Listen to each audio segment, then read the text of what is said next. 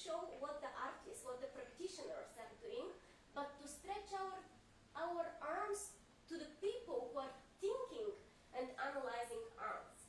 Because in Bulgaria, and I think it's like this in most of the countries, there is a big gap between the artists and the critics. Artists usually think that they're not understood well, and the critics are sometimes not understanding the artists. So this is a platform where we can freely talk about what we have seen in the program.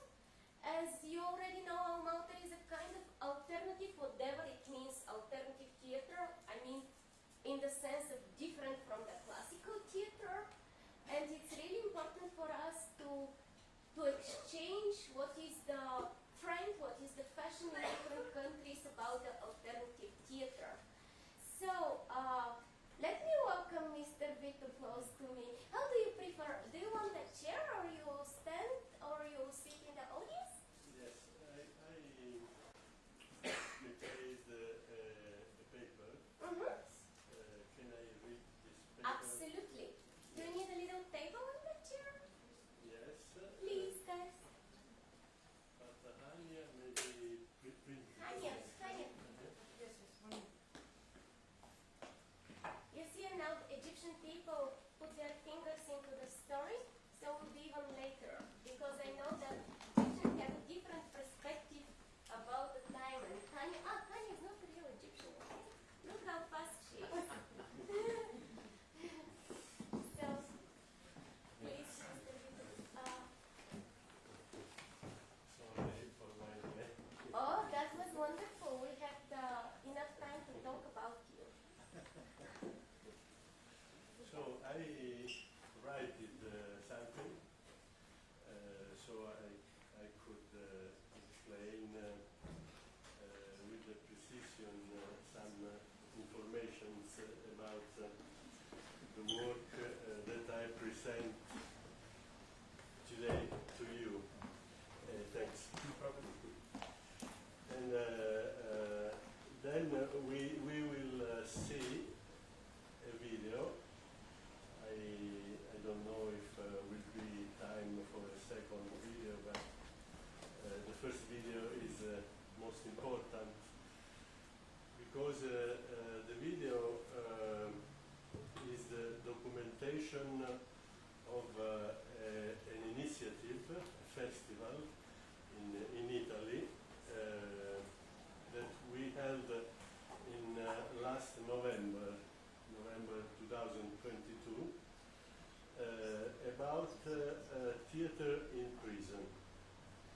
And theater in prison is the principal argument of my speech today, and is a new way, a new, I think, alternative way to experiment theater in social fields, but with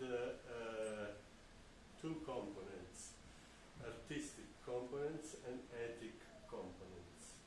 So I will read now my intervention, then we will see the documentation, and then we can speak about this argument. And I am also curious to know if in Bulgaria and in other countries are there experiences in prison, in theater in prison.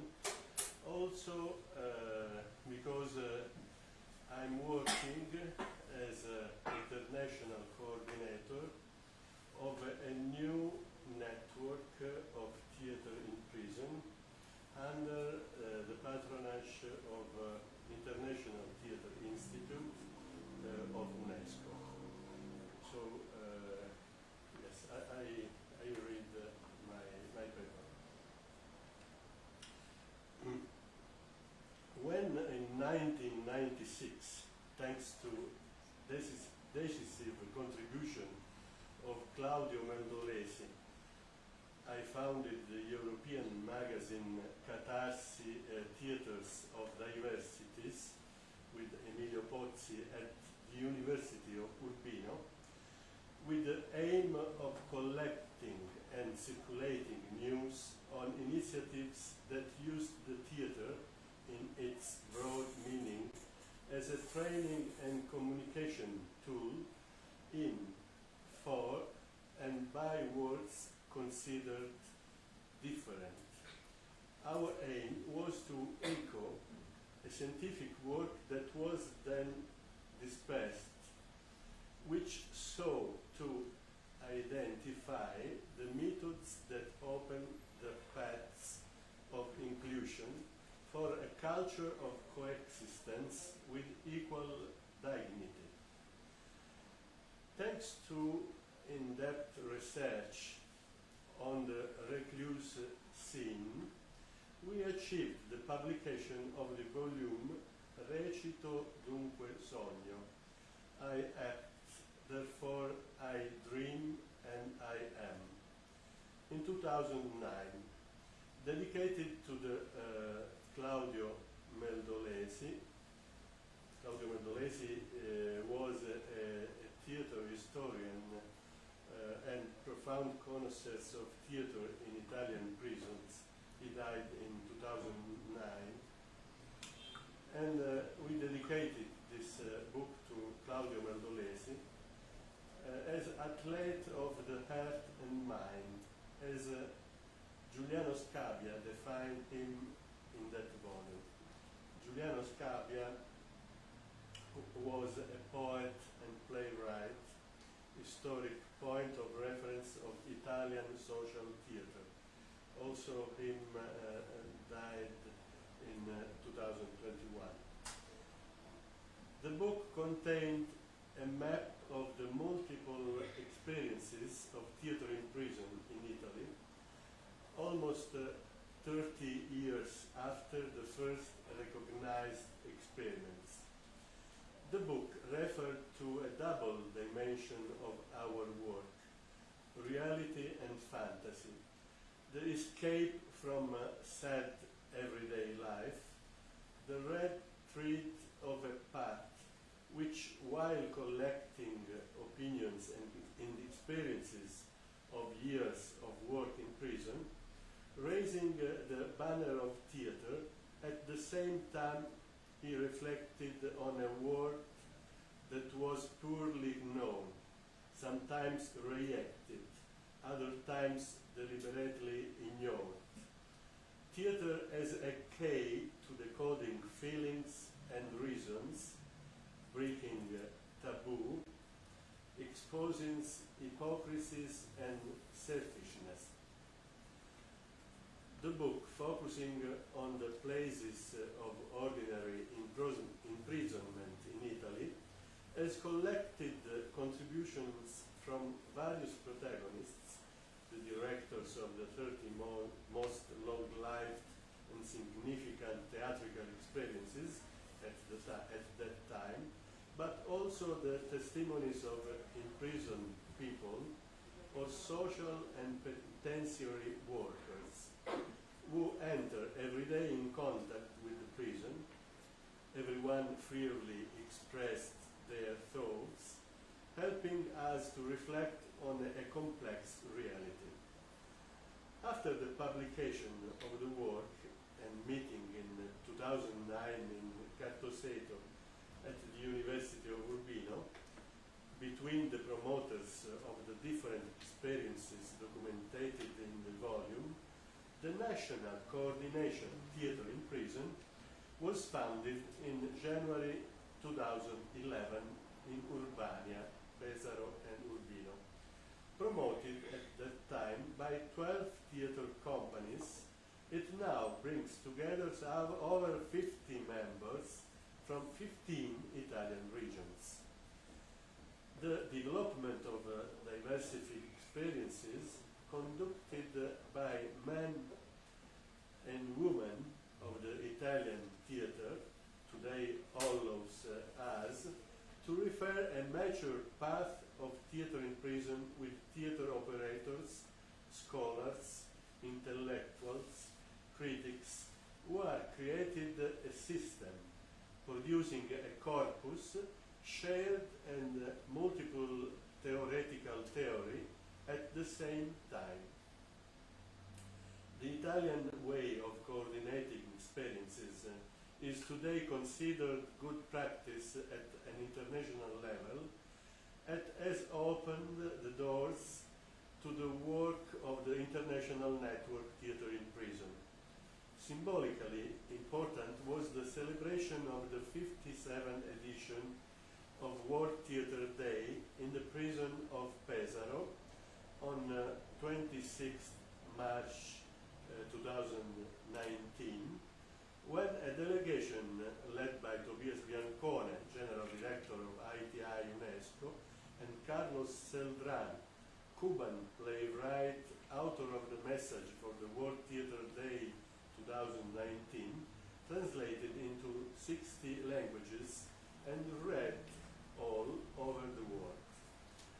Renouncing the usual ceremony at UNESCO headquarters in Paris, asked to hold the event in Italy, adhering to a moment of study and discussion at the opening of the 6th National Day of Theatre in Prison in Italy, a big event which involved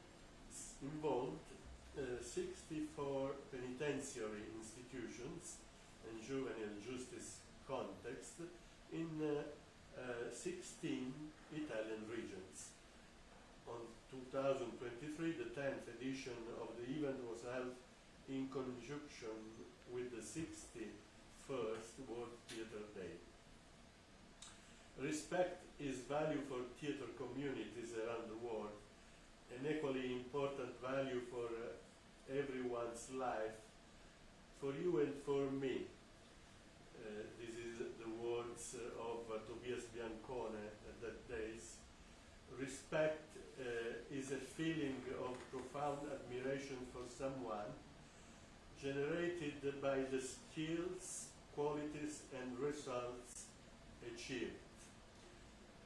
These are the words addressed by Tobias Biancone to the inmates, university students, authorities, operators, and group of pre-adolescents from the school Galilei of Pesaro, present in prison in Pesaro that day. The Italian coordination, in its first 13 years of activity, pursued the original objectives, focusing on the creation and valorization of intervention methods, styles, and new languages. A type of theatre was born based on listening to the places in which it operates, on the biographies of people, on the continuous reinvention of the languages of the scene, with the limits of the structures and the exceptional conditions in which it acts. Often these limits have proven to be a resource leading to the development of original theatrical forms between tradition and experimentation. A theatre that favors scenic writing, both when it deals with classical texts on authors and when it proceeds through forms of self-dramas. In different contexts, this research has been pursued in different forms, from district prisons, when the prisoners in the first phase of the imprisonment are awaiting trial, and where it is more complex to guarantee continuity to the theatre company, to long-term prisons, from women's to young people prison institutions, up to the psychiatric judicial structures, the usefulness of laboratory activities was combined with the creation of a theatre of artistic and communicative value. The diversity of these experiences compared to institutionalized theater, does not appear as a fashion, but rather as a genetic condition that allows us to outline a sphere, a practical area of contemporary scene, rich in cultural, social, and civil implications.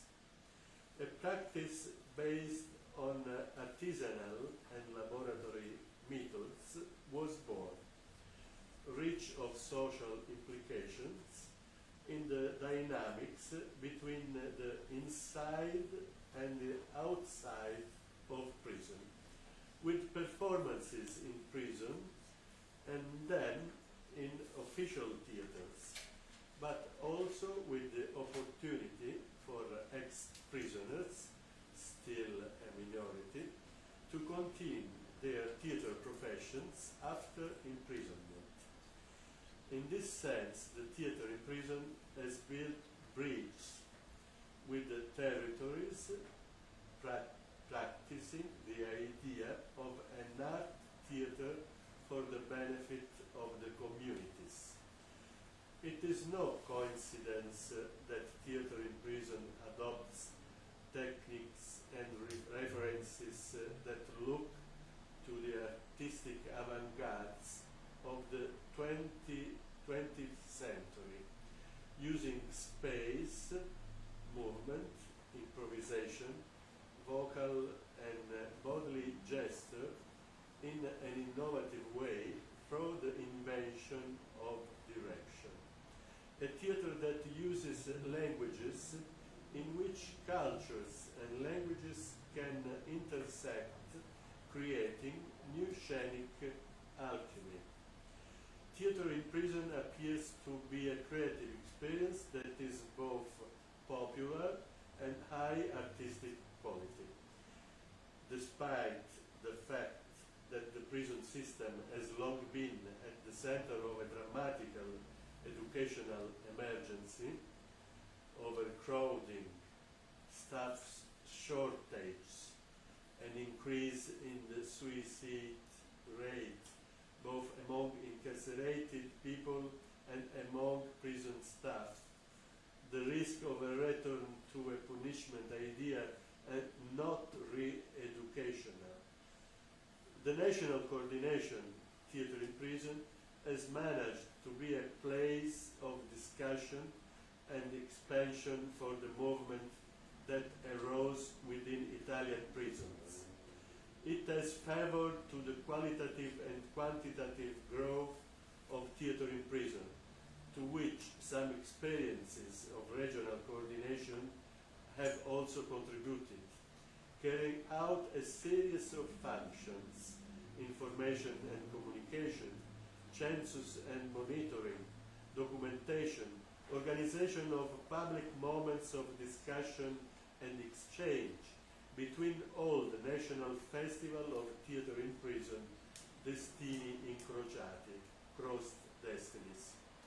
The attention paid to the uses of training and relationship and cooperation with institutions was not secondary.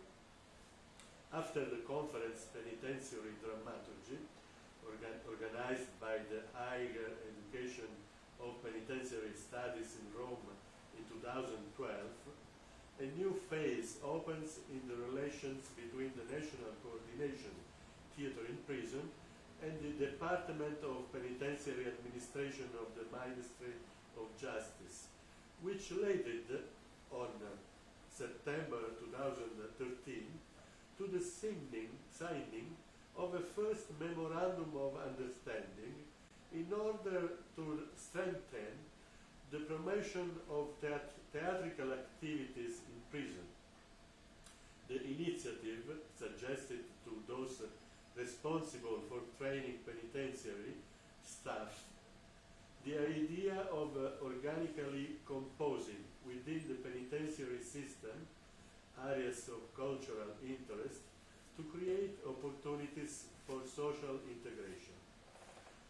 For the fourth time, the protocol has been renewed with a further 3 years signing of agreement on May 2022 with the participation also of Roma Tre University. Certainly, social cohesion and growth of communities could be greatly favored by an investment in theatrical and cultural activities in penitentiary sector. It would be necessary to bring together development interests between all the actors of the public and private sector located in each territory in which there is a prison. Long-term projects could encourage the reintegration of ex-prisoners, in the particular minors, as actors or technicians, into the social fabric of the context concerned. The hope is that the work of the National Coordination Theatre in Prison can be considered as an important example of a cultural policy which coordinates and units forces, trying to give dignity to an entire system. The project's designs have improved greatly over the last decade, and the artistic quality and the number of spectators entering prisons or of the performances represented in the artistic circuits leaving the penitentiaries and the organization has grown together with an aesthetic of theatre in prison, and this has certainly made a positive change in prisons and in Italian theatre too. So I will show you a video from the minutes 16:29, if it's possible. Is a documentary video of the 9th National Festival of Theatre in Prison, organized by the National Coordination of Theatre in Prison in Venice from November 23 to 25, 2022, in collaboration with the University of Venice, and with one day of the event focused on the international context, in collaboration with the International Network Theatre in Prison. It includes presentations of performances that came out of workshops carried out with inmates, a section for projecting documentary videos of theatre experiences in prisons, meetings, conferences, and a photography exhibition. The multi-phased project gave a broad view of new theatre experiences developed by professional directors and writers who have worked for years in the field with men and women inmates who are often directly involved in writing and staging.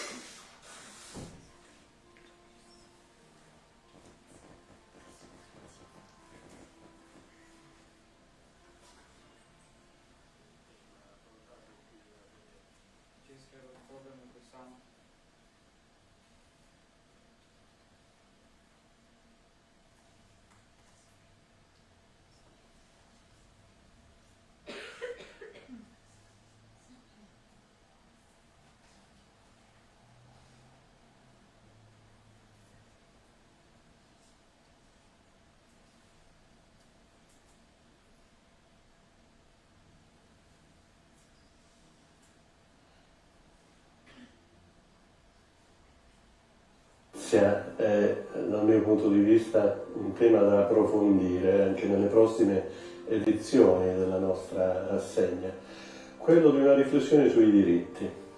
Il teatro offre degli strumenti a chi riflette su questa dimensione, proprio perché il teatro nel suo specifico è proiettato verso una dimensione di riflessione e attenzione sul valore anche della dignità. Parlare di teatro nelle carceri, ascoltare soprattutto, per me è un privilegio e io ho potuto riflettere su due temi, uno del valore del teatro come esperienza creativa, rigenerativa, trasformativa e per i carcerati è di un'importanza enorme, ma anche per la società è importante. E poi ho fatto riferimento invece sul tema dei diritti alla questione della dignità, che secondo me precede la questione dei diritti, perché mentre i diritti possono essere negati, il diritto alla libertà, che contempla il diritto al movimento, il diritto a fare delle scelte, la dignità non è trattata così profondamente e la dignità è fondamentale per trattare la questione dei diritti, perché la dignità non è a disposizione di nessuna autorità. Le donne vengono arrestate e processate per reati non violenti, reati quali furto legati al traffico di droga e mercato sessuale, provengono da ambienti svantaggiati della società. Sicuramente questa conferenza nazionale è importantissima perché ci permette intanto di fare un panorama delle realtà e delle attività così ricche e così diverse nei vari istituti penitenziari, ci permette uno stimolo di riflessione che parte dalle singole esperienze di buone prassi, ma anche di situazioni che magari non sono state come si voleva, e certo questa riflessione a Venezia arriva dopo un biennio nero che è quello della pandemia, dove tutto è stato sospeso, il tempo sospeso del carcere è diventato un tempo sospeso assoluto e allora è una riflessione doppiamente importante perché sulla base di una ripartenza diversa, per un carcere diverso, per un'esecuzione penale diversa, il carcere deve diventare protagonista perché unisce la matrice culturale, i testi, le espressioni classiche come le espressioni diciamo del momento e di improvvisazione e di costruzione di testi condivisi fra operatori esterni e detenuti. Credo che questi siano davvero dei semi utili, forse i semi di una speranza.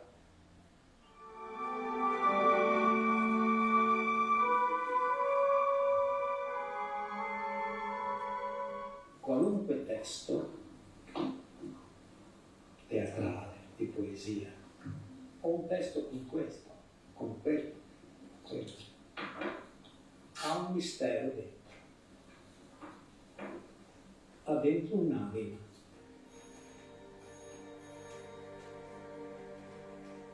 Allarghi le braccia e alzati, vola nell'alto, sei libera, fai tutto ciò che vuoi.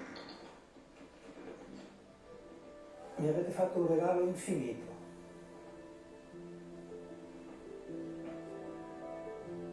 E non dico altro.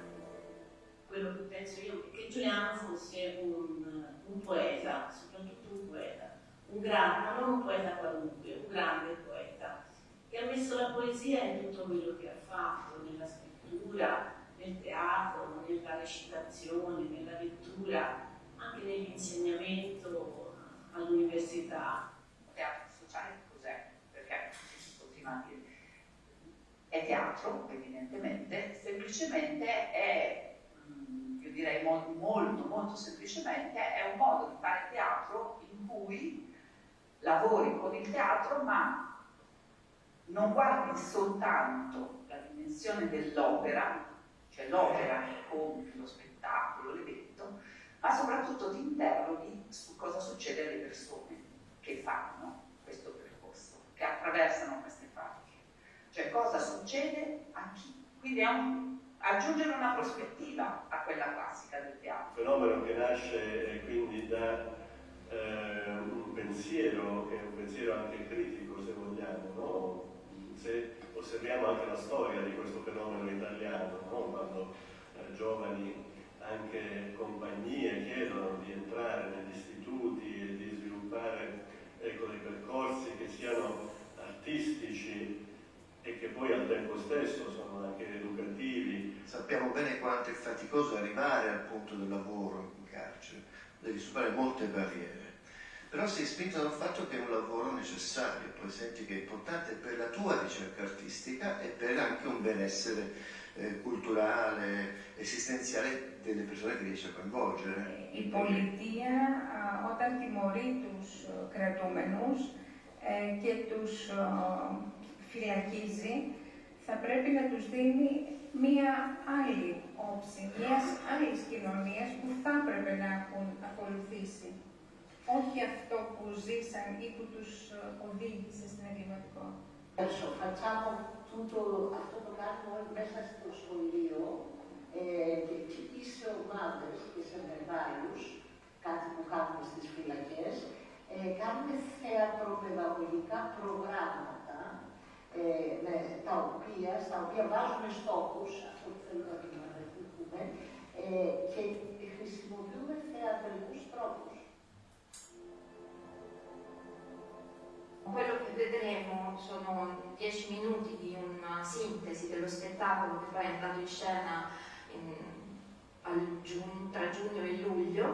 Nella deserta piaggia è impedito sì nel cammino, che volta per paura. Oh Beatrice, conosci guida e cara. Ormai sarà più corta mia favella, pura quel ch'io ricordo, che trionfante, che bagna ancor la lingua alla mammella. Il progetto fa parte di una rete intrecci, interventi di rete per la cittadinanza attiva, la cultura della legalità e l'inclusione sociale delle persone in esecuzione penale. Anzi le cretane rimasero lì, davanti al fuoco. Attesero fino alla sera, ma il padre e la madre non tornavano.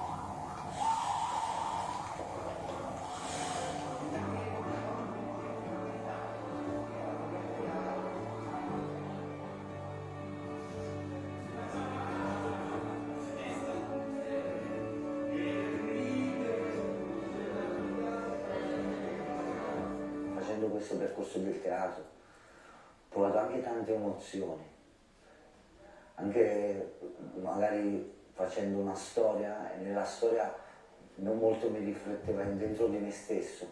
Anche questa storia di oggi, la Torre di Babele, è molto dentro di me. Arrivò un momento che la gente parla la stessa lingua e che stessi parole.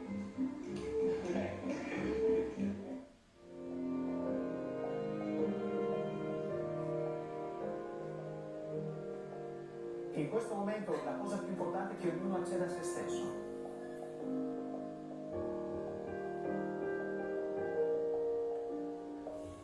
Io sono spaccata, io sono nel passato prossimo, io sono sempre 5 minuti fa. Il mio dire è fallimentare. Io non sono mai tutta, mai tutta. Io appartengo all'essere e non lo so dire.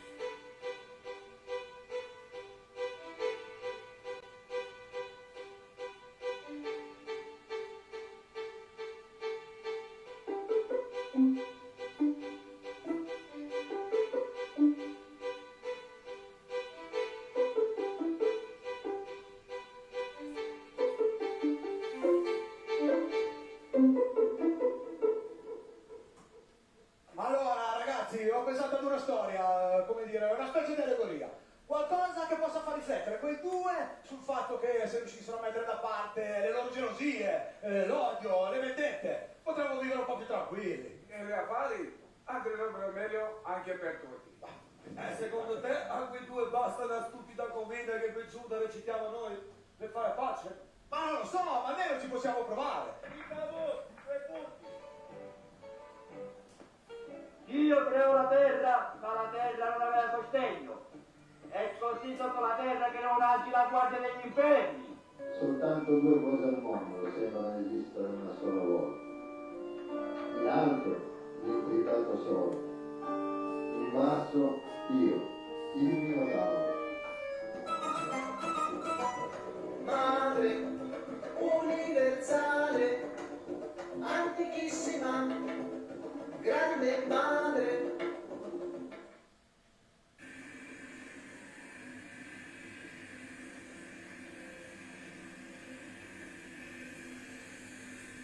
Il progetto di mettere in scena i romanzi di Primo Levi, in particolare Se questo è un uomo, risale a prima della pandemia. Da allora, procedendo separatamente, abbiamo lavorato all'inizio con i detenuti della casa circondariale di Pesaro, successivamente è stato possibile invece lavorare con gli studenti dell'Università di Urbino. La terza e ultima fase prevedeva il lavoro insieme.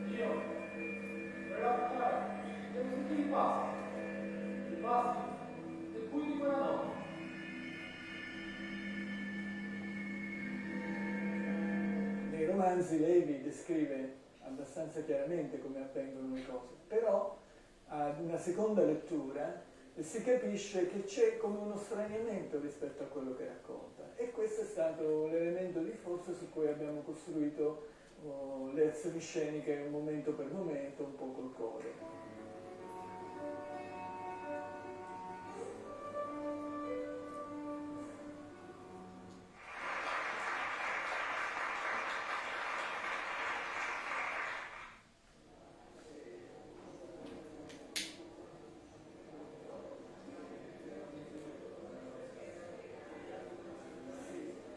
Internazionale, Gramsci del teatro in carcere a Claudio Collovà, rara, preziosa figura di artista, di intellettuale, regista di vasta cultura e dalla raffinata, originale e poetica.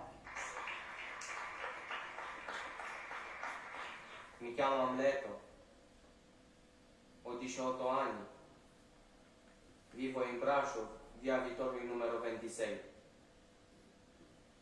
O meglio vivevo libero tranquillo.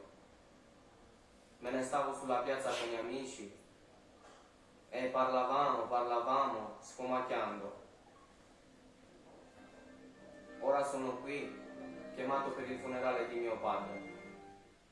Mio signore, la regina vorrebbe parlare subito con lei.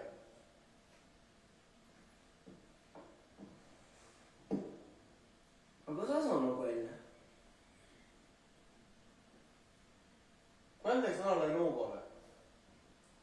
Oh, quanto son belle, quanto son belle, quanto son belle. Quella assomiglia a un cammello.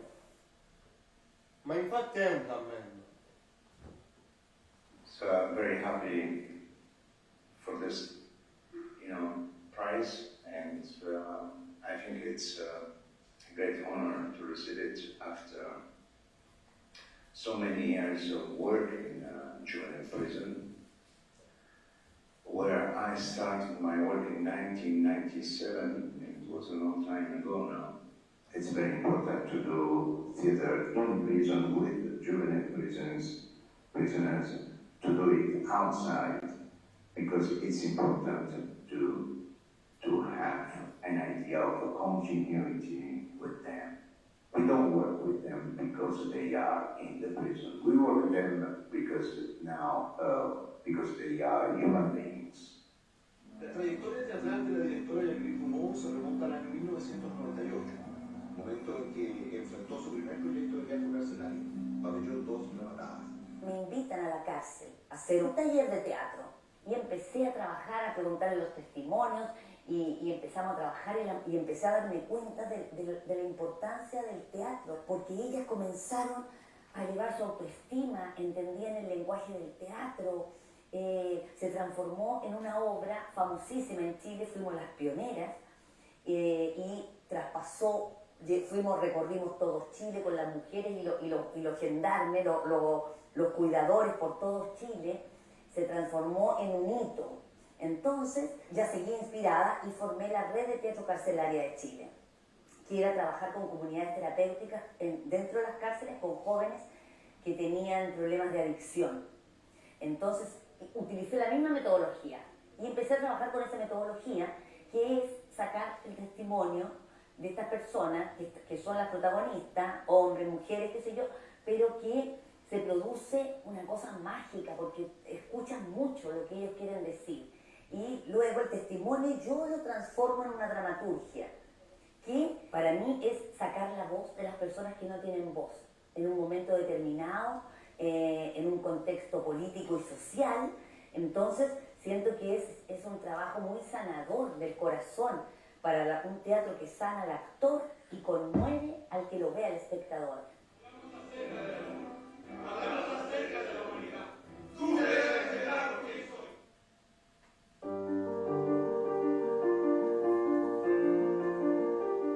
Quest'anno Venezia, nella sua splendida cornice, ha contribuito ulteriormente a far crescere la qualità del nostro lavoro. Qui a Venezia abbiamo avuto la possibilità non solo di una attenzione da parte dell'Istituto Internazionale del Teatro nella sua massima rappresentanza della direzione generale dell'ITI UNESCO, ma anche la partecipazione con illustrazione di esperienze molto qualificate dal Cile, dagli Stati Uniti, dalla Germania, dal Portogallo, fino ad uno spettacolo vero e proprio che è stato portato qui a Venezia da una compagnia spagnola diretta da una regista italiana.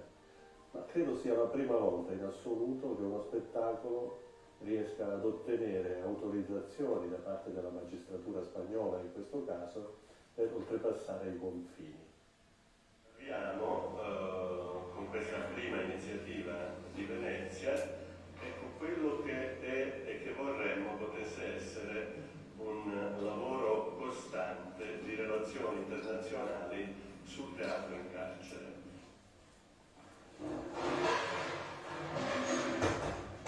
Auf 8 Tagen einen normalen Menschen unter uns setzte, würde er sicherlich glauben, in ein Irrenhaus gekommen zu sein. We are a professional, independent company. We are totally independent from the prison. For us, it's very important to make all these projects public, that audience can come in, can visit these projects, because for me, resocialization, it's always a process from two sides. So I think also the society outside has really learned a lot about resocialization.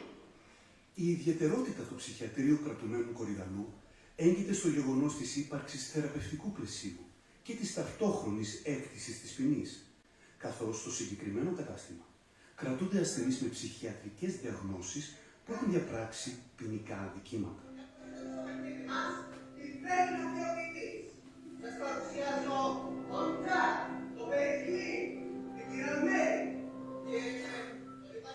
Before they are prisoners, they are human beings, they are people that belong to our society. So every experience they have made them, the fact that they're still there, struggling, have made them stronger. So I think we heard this before from Risa, this is where we search for the strength of the human spirit when they have gone through so many hardships. And it gives us perspective, and it gives the audience perspective. The program that I'm involved with right now is called Changing Lives Through Literature. In 2024, there's going to be a Shakespeare in Prison conference in Washington, D.C.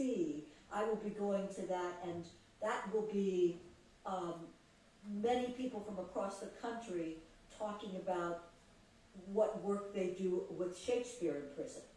Ajudem-me a construir uma jangada.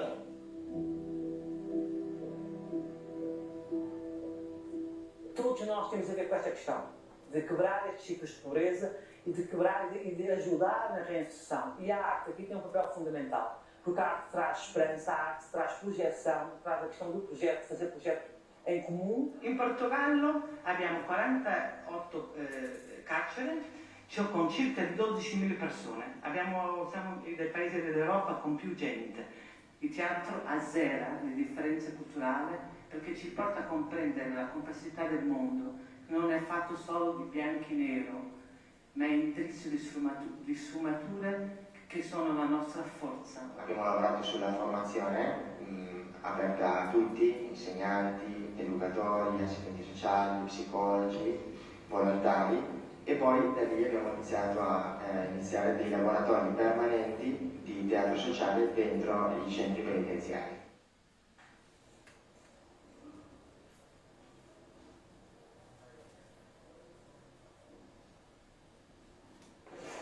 بالمسرحية مفروض نذكر المرضى النفسية اللي قاعدين تحت.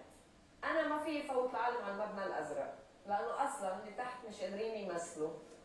مشروع اللي أنا معكم فيه بيضم مسرحية معكم، جلسات علاجية معهم، مشروع قانون لإلهم، لأنه قانونهم لا يحميهم. Zena è drammaterapista, non solo psicologa, non solo attrice, ha lavorato per tanti anni nel mondo del piccolo schermo, del grande schermo e del teatro di Libano. Fonda Catarsis, nome decisamente evocativo, proprio per portare alla società un cambiamento. E vince un bando europeo dove vuole lavorare a Rumie Prison. Rumie è il più grande carcere maschile del Libano. Tre sono le caratteristiche del suo lavoro.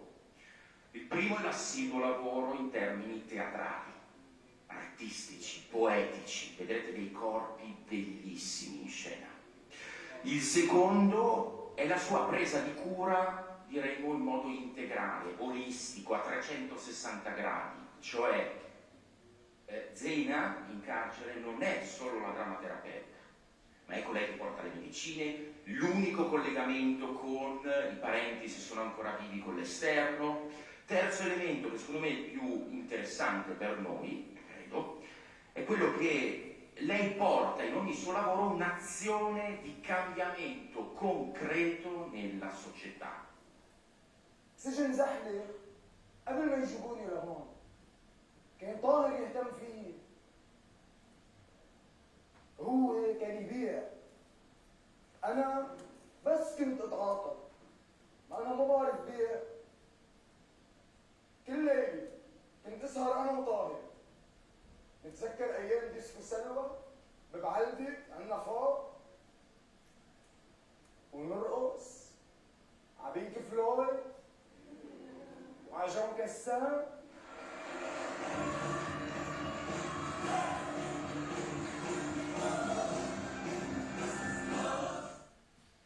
I think this initiative that you represent here with theater in prison, I think we will intensify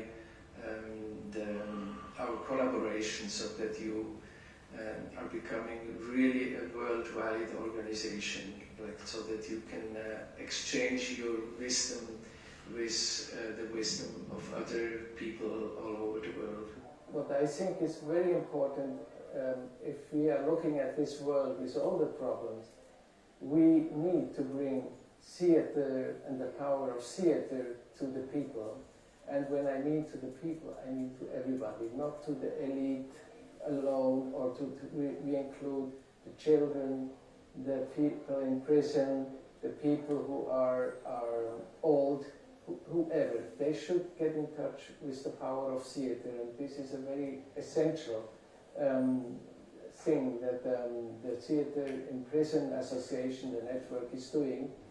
And I also think it's, if you go into the prison, you always do education. And if you want to change this world, you have to bring the art to everybody and make them to learn how to act, how to dance, how to write a poem. And this will give them a lot of connections with life, and it will help the world to be more in respect, in communication, in dialogue.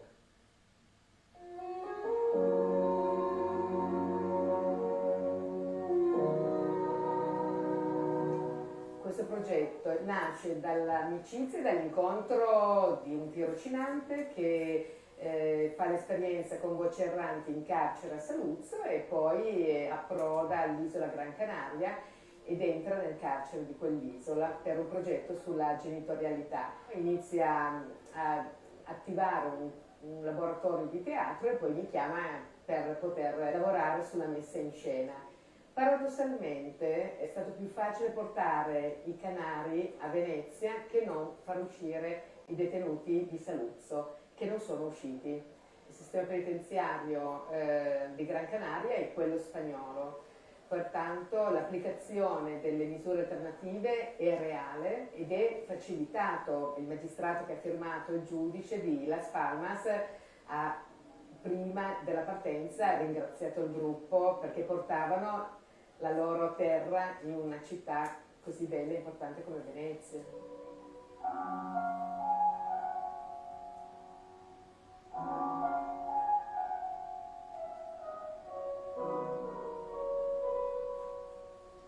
È stata un'emozione unica perché comunque il teatro ha un linguaggio universale e quindi non c'è stato bisogno di altro che ascoltarsi.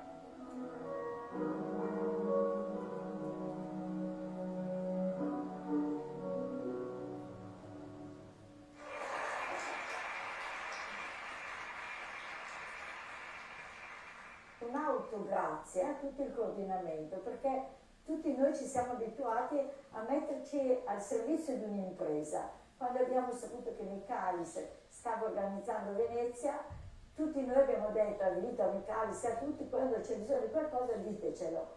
E in questo senso c'è un grande spirito di gruppo, molto molto molto piacevole.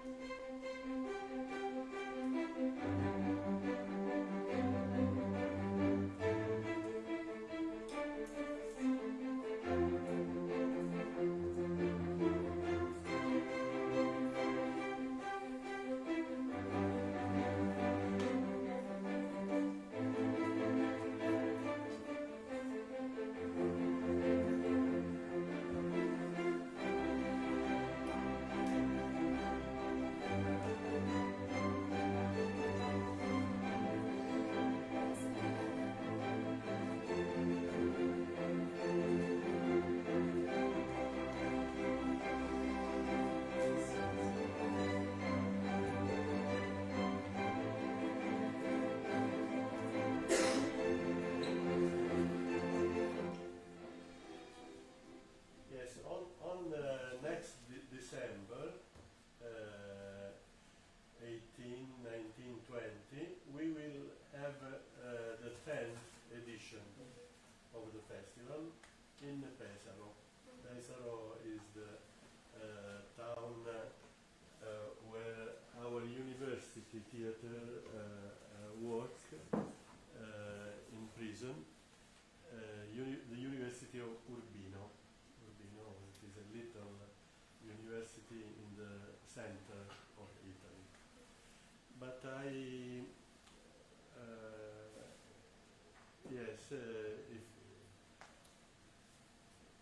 I can answer if questions, but I decided to not show the second video because the time is not so as much to also other interventions. Thanks very much. Thank you, Mr.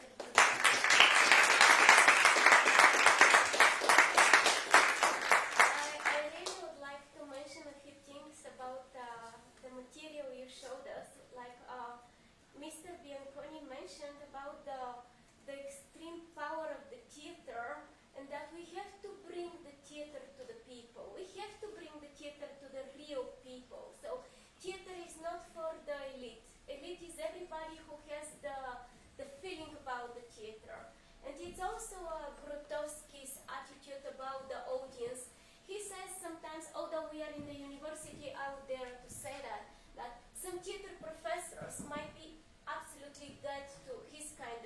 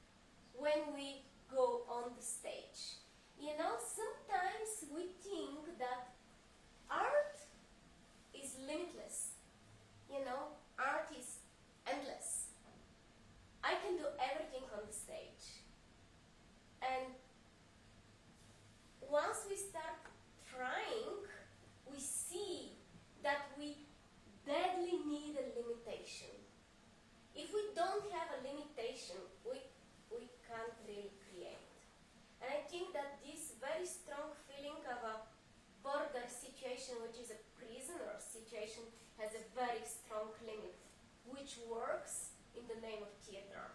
Like, we really need, and when I say limitation, I mean a concept. So, we can't do everything on the stage. We can do one and only thing. And this thing is the essence, the core, the beat of the heart. So if we take out this thing, nothing's left.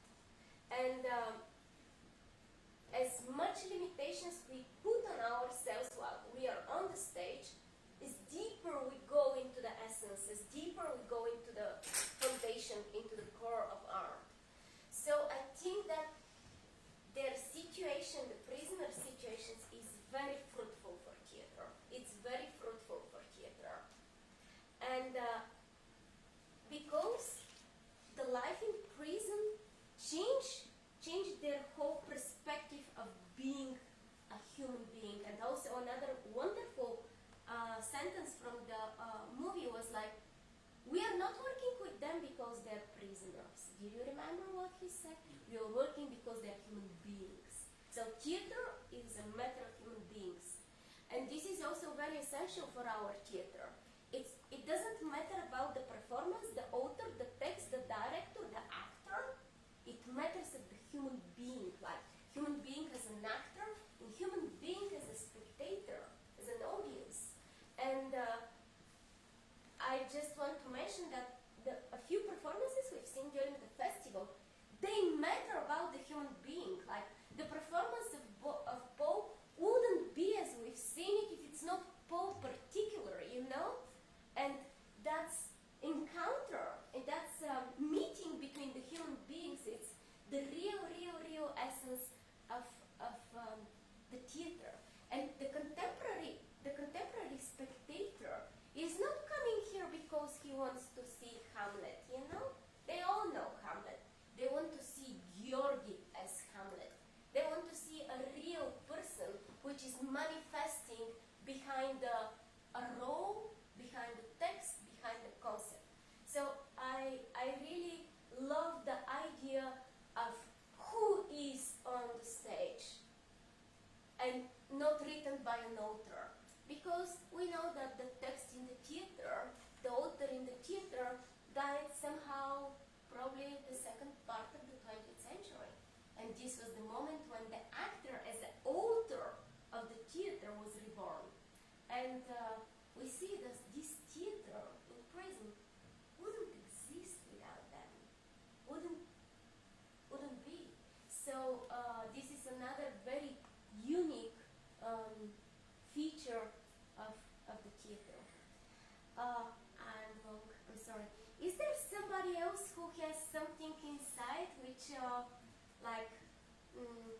resonates and wants to share? I think we are full of thoughts and feelings, and I find it very inspirational, very, very, very interesting. Me too. I found the film really insightful and really moving. You know, really moving, and it made me question my role and function as an artist, as a theatre maker. And when you look at a context like a prison, and the film highlights this, these are people who have their liberty, their freedom taken away because they have broken a law. But I think it's clear as well, why do these people break the laws in the first place? Okay, not for all of them, but for many of these people, they will have had very difficult experiences. They may have been brought up in extreme poverty. I'm not saying that they don't have a choice to their actions. We all have responsibilities. But what are the experiences that they have had that has led to them being in this situation? These are human beings who have had very difficult experiences, and I think art and theatre are a wonderful way of accessing these experiences and sharing them. And there was a wonderful quote about the healing process of the actor. As artists and performers and creative people, we are all going through a therapeutic and a healing process with ourselves. but we can also share that with other people and with audiences. And I think this is the power of theatre, and particularly the power of theatre in this kind of context. Yeah, very nice. Thank you, Paul. Somebody else? I'm sure that we'll have also another opportunity to talk about it. And I just want to add something to what you said. I'm thinking about it. We're speaking a lot here in Bulgaria because times in Bulgaria are difficult, and in world generalizing also. And I think that art has gotten to a point where we cannot be artists anymore because we're at the bridge of war, we're at the bridge of many deaths, and at the bridge of everything else that is collapsing. And the one thing that I think is missing in all of us is forgiveness. We are not capable of forgiving. I was listening because in Bulgaria there is a big problem with domestic violence and violence in total about a boy who killed another boy because of a girl. And the parents of the boy say, we want this boy who did that to be killed. And I see that society and the world makes us incapable of forgiveness. And I think that we are excluding art from that, excluding music, excluding painting, excluding theater, and we just want to grab the guns and shoot and kill and express everything. And I think that the artists should be, in a way, the new doctors in our world. Yes. Because sometimes we need to heal more than our body. We need someone to heal our soul, and not all can go to psychiatrists and heal their mind. But if you come to the theater, and I think this is very special in the movie that we saw and in what Mr. Vito was speaking about, that if you do theater in prison, maybe you can educate and give these people the capability to be able to forgive themselves. And I think that this is really important, and I would love to see more of that in Bulgaria. Unfortunately, I cannot say that this thing even exists right now, but it's something maybe that we can think about doing. It's so true though, because what you're talking about, we always post the event, whatever the action or the event is that we need to look at, that is problematic behaviour. We always have a choice. And is the choice punishment and revenge, or is the choice education and rehabilitation? And we have to think seriously about the outcomes of the choices that we make following these events. Now I have an association about the text theater play which was written by Nikolai Georgiev, our director, which is called Game of Murder. Like the story mainly is like on the stage there are 8 prisoners with the prisoners' clothes and stuff like this, and they're brought in the theater by the director of the theater to play a real murder because the actors cannot do that. And the whole story goes around the reality. What's the reality? What's the theater reality and what's the reality of real life?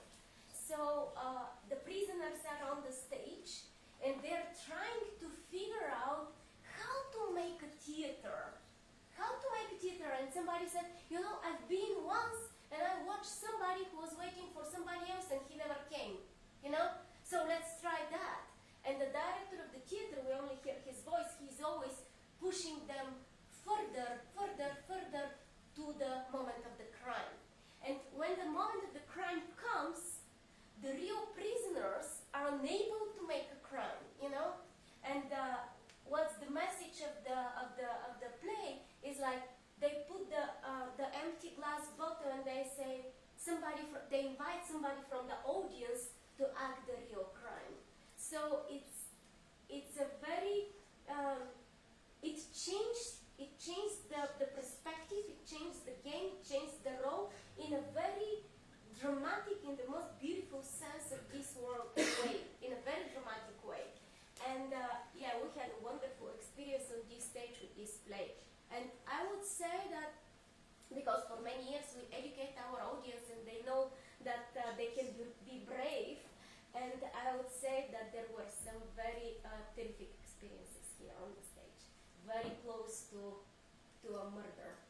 But theater is also a matter of examining and searching for the human being's limits.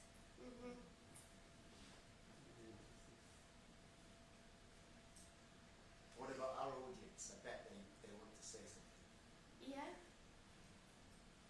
there somebody who doesn't want to miss the chance of? Yeah, okay, so good.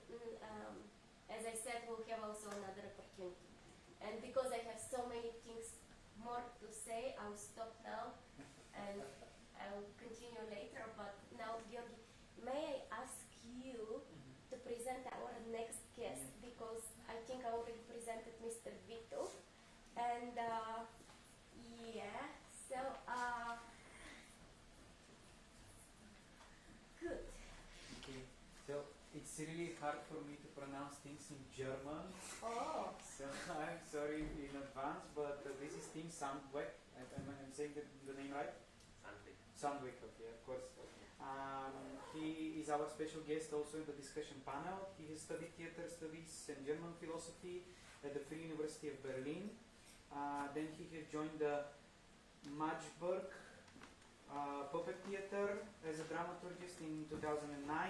He was involved in various productions and projects, and also as a co-artistic director of the 10th International Puppet Theatre Festival. Tim has been a member of the editorial team of the magazine for puppet, figure and object theatre Double since 2009, and has been a lecturer in dramaturgy and theory in the puppet theatre course in the Stuttgart University of Music and Performing Arts since 2012. As you see, I can speak a lot about him, but maybe it's better if you invite him, because I'm sure that he's going to share much more interesting stuff for you. So thanks a lot. Yes, thanks a lot.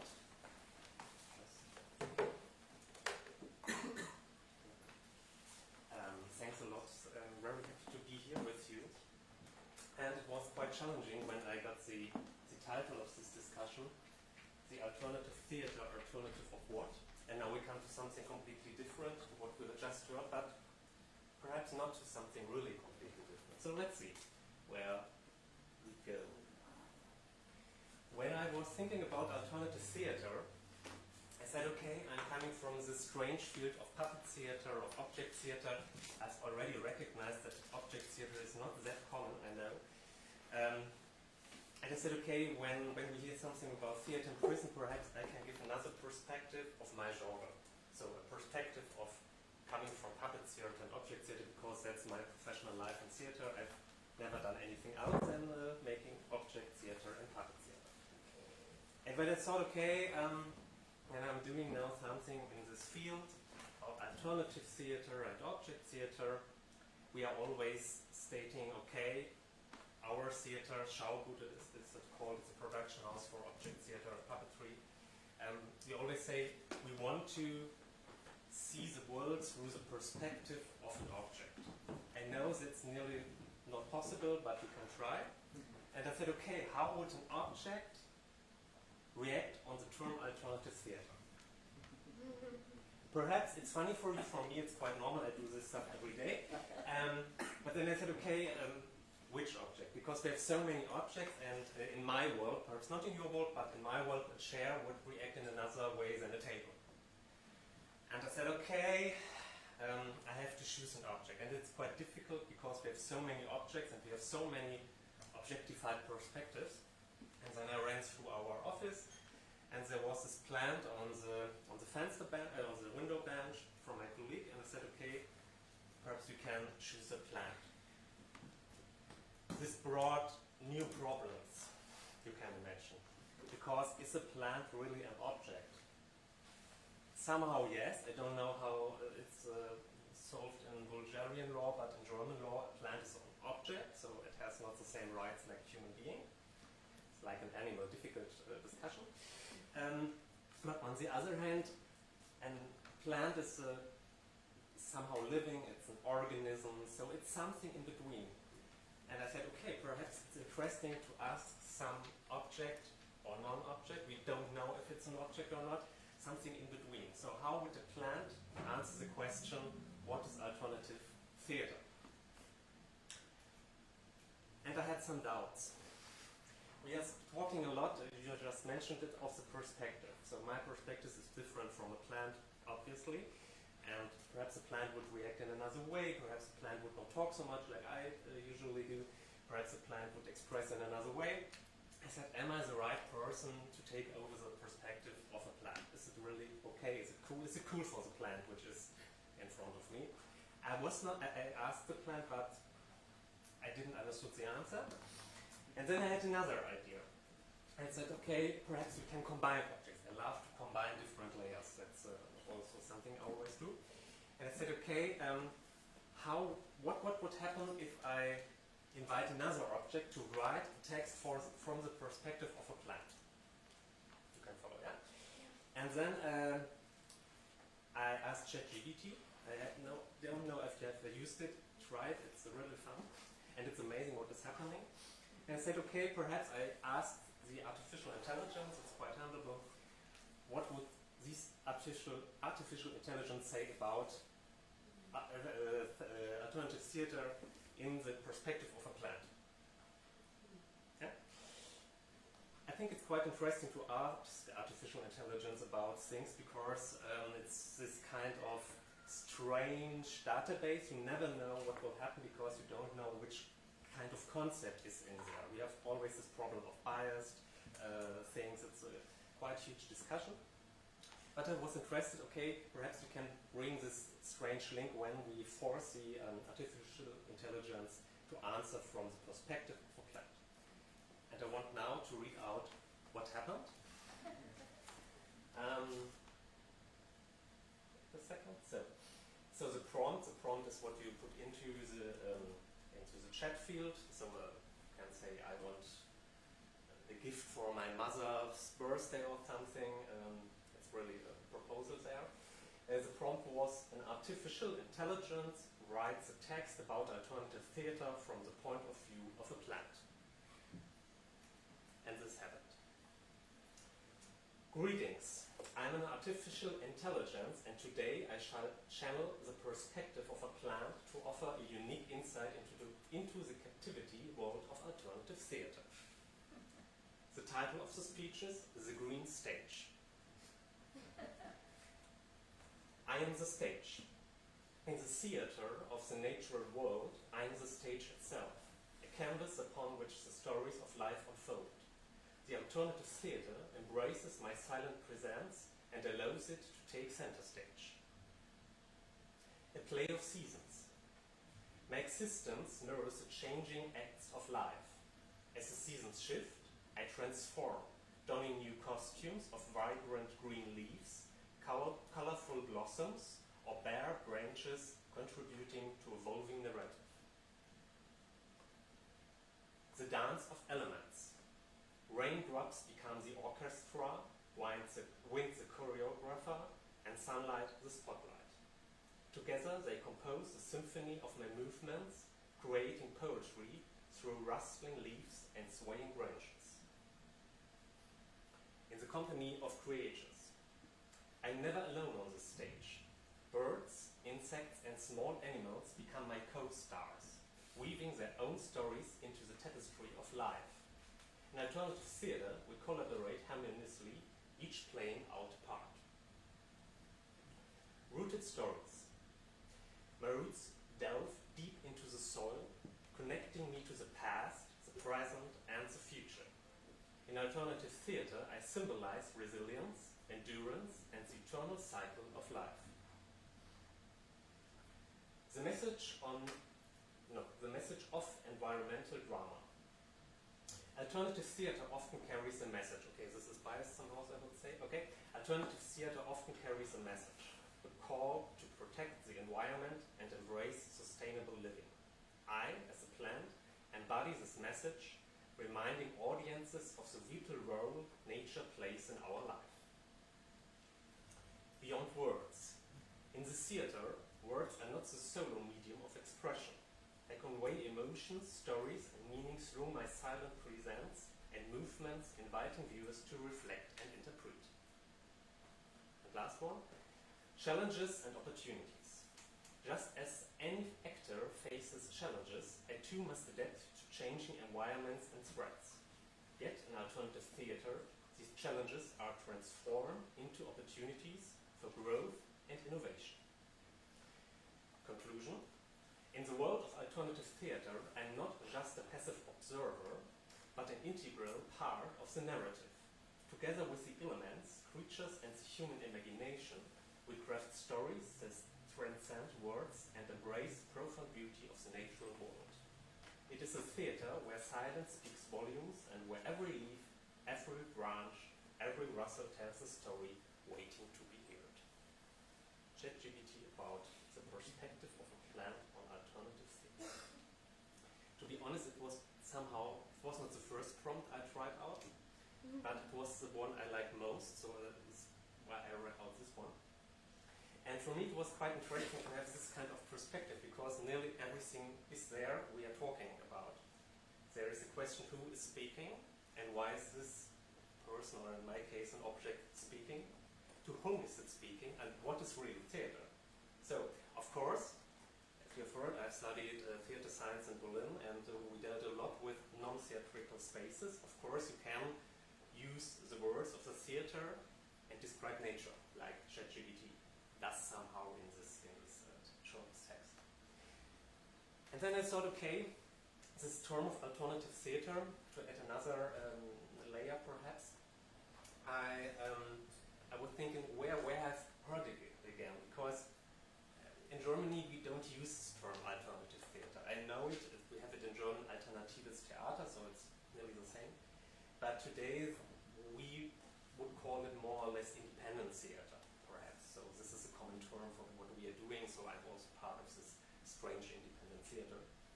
But I think the question was posed quite right. Alternative of what? Because it always needs to be an alternative to anything.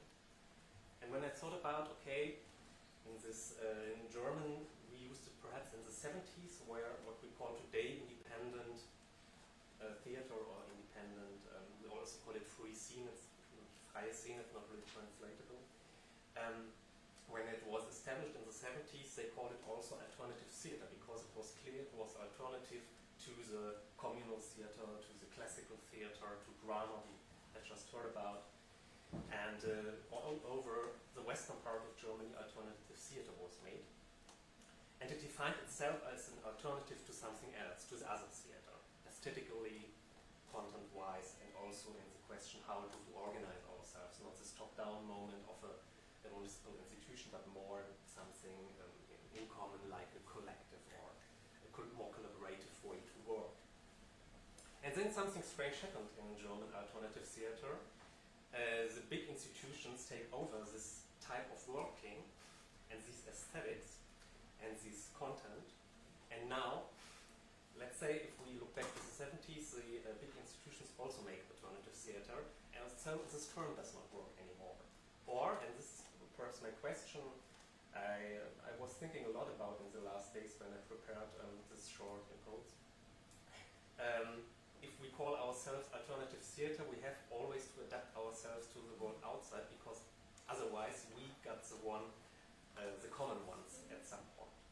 And perhaps this is also why we call ourselves now independent theatre at the moment. Perhaps it does not work with this alternative to something else.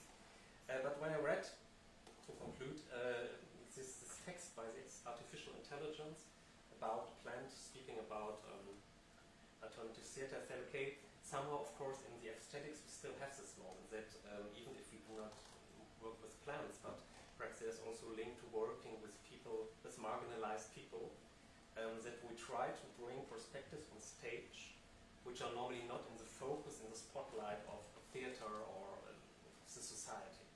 And on the other hand, it's not only that we are going as well-educated people to the theatre and see marginalized perspectives, but I think the other way around it's the same, that I made the experience that in these performances we also have another audience, not the audience we have normally in a municipal theatre, but also audience which share somehow these experiences. And so this is also perhaps the question for whom we are performing alternative theatre, and perhaps to conclude, if you speak about plant or about another perspective which is quite, and I've chosen of course a plant to say, okay, this is a perspective quite far away from us. We will not be able to understand how a plant plays theatre. If it's really a human concept, of course, it's difficult to say a plant is playing theatre. But is it really a problem?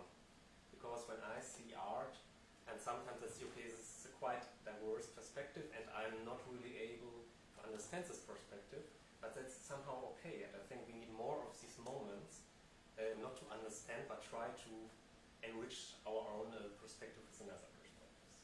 So this was the plan, and thanks for asking me to participate. It's been wonderful. I love your philosophy brought through your sense of humor, and I think that the audience also love it. So I just want to ask you something. Sure. What does independent theater mean? Yeah, that's also the big question, of course. We define it at the moment. It's only a rough definition from Berlin at the moment, of course. I think it's at the moment the question, how are we organized? And that we say... You mean financially organized? Financially organized, yeah.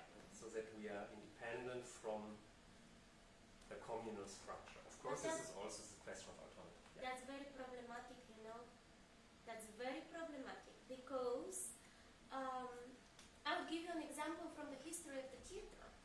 And because I'm quite familiar with the Polish theater, I would say that we have a beautiful example of independent, dependent theater in the face and the practice of Jerzy Grotowski, who was part of the system. And when the Ministry of Culture in 1965, for example, sent them the application, and he was the only theater in Poland which he checked the box of laboratory. And he was in the structure of the government, he was receiving the money, but he was such a good diplomat that he kept his theater as a laboratory, and he was literally independent. So he received the money to exist, to make his art, but he was such a beautiful master of a balancing between the structure and the creativity he has. So he was a big debate with the other big Polish creator, Cantor, who said, like, you cannot make any revolution of the theater. You cannot make alternative theater inside of a structure. And he fought with Grotowski about it. But he showed us on practice how dependent theater could behave as an independent theater. And I would prefer to call it alternative, because, you know, money is just something we need to exist, and that's all.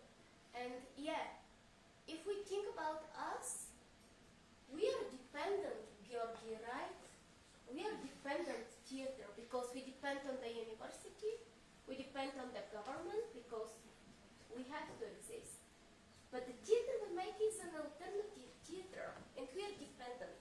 And yes, that's, I suppose that's what I want to say, that independent and alternative theater, those are very problematic definitions.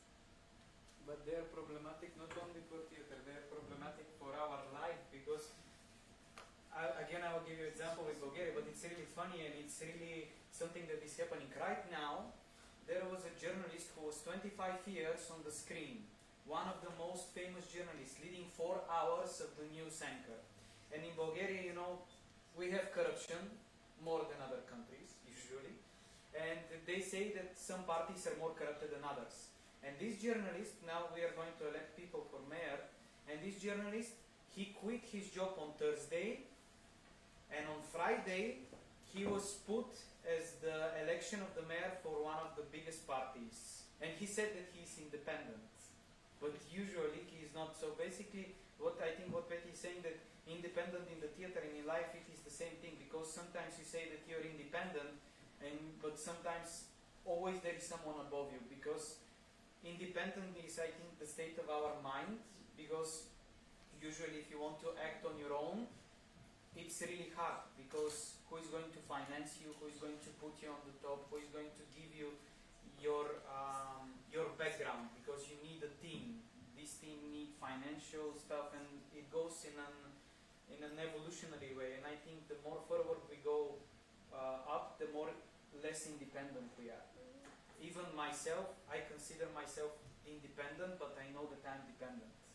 Like, I say that I'm an independent artist because it sounds better, but in the same way I know I have people behind my back when I'm on the stage. I know that everything is dependent from somebody. Like, I need to know that when September, even in this way, that when September go, I have a director which I have to go to and speak, but also independent, I think, is a state of mind, what you are speaking about. So maybe we can be more independent in the way we think about theater and slowly graduate how to do it. I don't know, this is a difficult subject, but just I wanted to say that in Bulgaria, everyone says that he's independent, but there is always someone in the shadows putting him in front, being 25 years on screen and stuff like this. I think it's also a matter of a very sophisticated balance. And if you are good at balancing, you could be independent in a big structure of a institution or connection with somebody higher in the hierarchy. So, somebody else, I think I changed a little bit the focus of the plant monologue. But if somebody wants to mention something, I don't think that people can be really independent, because the real independency is illusionary. Because the only independency you could get is from perpetual mobility that is not really existent. And also, how can be a human independent if you are born from mother and father?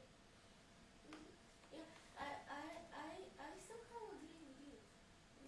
We are on the same boat. The only thing we can do is to try to stretch this independence in a way, because we all live in systems somehow, so we have to find a way, as Georgi said, to find independence inside our minds and to feel comfortable in it somehow, though still surrounded by systems, rules, people, backgrounds, and so on, history, everything limits us in a way. It really comes down to a journey that has the focus to seek the strength to give you an illusion of independence, that gives you the power to influence other people as a person privately, privately, but also as an artist, I think. And I really think that's what the independent theatres are all about. It's about that drive that leads them to be different, to stand out, to tell different stories than you would usually expect from the theatre. To move our boundaries, maybe, and explore freedom. You know, I suppose that I'm a little bit sensitive about this topic because we are working with young people, and young people really insist on that they're independent, that they don't fit any hierarchy, and they're one and the unique in the universe, you know? And that's beautiful, but it's too idealistic. And you can think about it when you're really young, and it's one-time experience.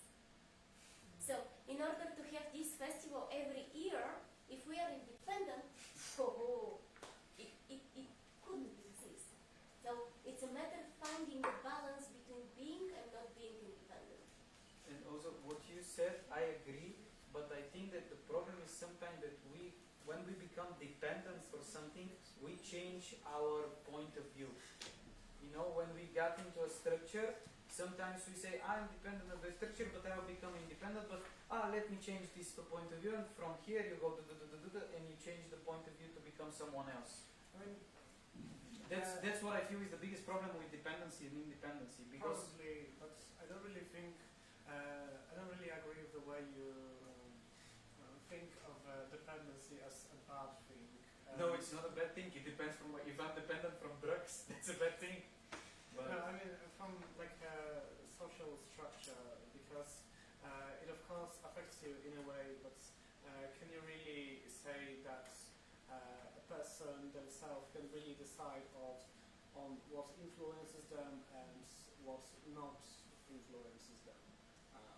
really the environment they live in. Some people even go as far as saying that you don't really have any control on what do you think, what are your actions, and that it's all really just a matter of environmental things that happen to affect you, leading to be a sum of all the things that happen around you. So I think really you can still be original while being dependent, being with some kind of, I don't know, organizations, taking money as a fee from your country to perform an artistic performances while still being original and innovative and in a sort of way independent from the mainstream theatre. So yeah, I just wanted to point out that I don't really like associating dependency with something negative, because that was my it's not like I'm saying that you're saying that dependency is a bad thing, it's just the way I felt. No, I was just saying that it's bad depending on the point of view. Yeah, probably. But I would agree to this point and bring it back to the plan somehow, because no, we are depending on not only ourselves, so I would totally agree that we are not independent in that way. And I know the problem with this term, it's good that I brought it up, I think, to get into this discussion. But the question is, do we really know on what we depend? So, and I like this idea, and this is also in this whole naturalism and planting and ecological thinking. I like this idea to think about the world as a net. Of course, in a net, things are connected with each other, or a spider web, or which you ever want to have. Or like the trees are communicating through mushrooms with each other and such things. And I think, especially in the western part of the world, we are quite used to think humans at the special point in the nature. So we have nothing to do with the rest. This is the traditional thinking. And now we have to start to think, how do we depend, for example, on nature? It's just one aspect. So that we are part of a bigger game, and that we depend on each other, and that is why I think, so of course it's somehow funny to us, the plant, but on the other way not. Because we are depending, for example, on plants which feed us, or which brings us the oxygen in the air or something. So I'm interested in my artistic work in this question, how to connect in a bigger scale, and not only to connect with other humans, and I like to be connected with other humans, but also how can we connect as a human bubble with the other bubbles around us. And in this point, so I like this idea to say, okay, on what do we depend exactly, and are we really aware of what we are depending on? And I think that's the main problem sometimes, that we say we are independent and we are already so messed up with the structure we are working in or we are living in or something, and it's a long discussion, of course. Yeah. Can I add something? I would like to say that all about this independence topic, I think it's important to know when to be grateful about what we have. As volunteers, we're here thanks to Europe. It's the European Solidarity Corps that allows us to come here from very different countries. And I think that when, for example, Georgie says that that your country is there's a lot of bad stuff happening and the politics and whatever, sure. But also, it's good to recognize when there's good stuff, you know. And I think sometimes that can be, it can be a shame when there's something good happening. Maybe for once, maybe it's rare, but still it's happening. And in this case, we're here thanks to Europe. The festival is supported by Europe also, and I don't think that being dependent of someone or something is that bad, because if you, as you said also, it depends if you know who you're working with, why you're working with that person, how is the system organized. But if it's done in a way that fits you and fits the other, for me I don't see any problem. And I think might be even more problematic not to be able to accept the fact that you're helped by someone, you're helped by a system, but that's great because this is allowing you to do your job every day, to create pieces, to welcome artists from different countries, and then if the way you handle those grants, those subventions, goes in the direction of your ideas, then I don't see any problem in it. But what would be a problem is not accepting it and not being grateful for the fact that we, us as volunteers, and this festival also is a great opportunity thanks to people and organizations that are supporting us. So, yeah, I think it's a very significant point. Thank you very much. So maybe it's a great final message for the discussion today, to focus on the things which are positive and to just appreciate that. Thank you for your comment. Was really reasonable actually. And I would like Georgi to mention when will be the next discussion. I think the next discussion Friday? is on Friday from 1 o'clock, where we will discuss all the performances that they have passed from Monday till Friday. So watch them carefully, because all the artists will be very happy to hear and your I thoughts. cannot wait for Friday to come. Positive thoughts, right? Yes.